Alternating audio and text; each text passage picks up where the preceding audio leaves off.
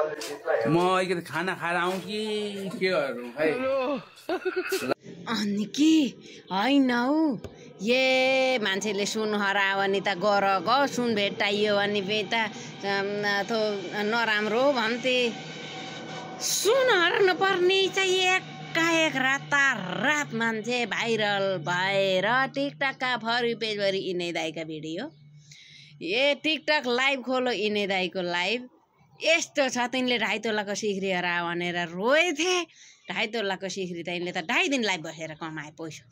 यसरी भाइरल हुन पर्ने छ म लाटी हिँडबाट गीत गाएर हुन्छ कि उहाँ नाचेर हुन्छ कि उहाँ रोस्ट हानेर हुन्छ कि उहाँ कमेडी भिडियो बनाएर हुन्छ कि उहाँ स्ट्याटस लेखेर हुन्छ कि होइन यसरी चाहिँ बनिने रहेछ लाउ न हौ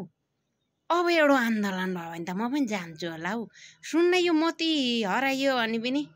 अलिअलि त भइएला नि भाइरल कि कसो हो लाउ न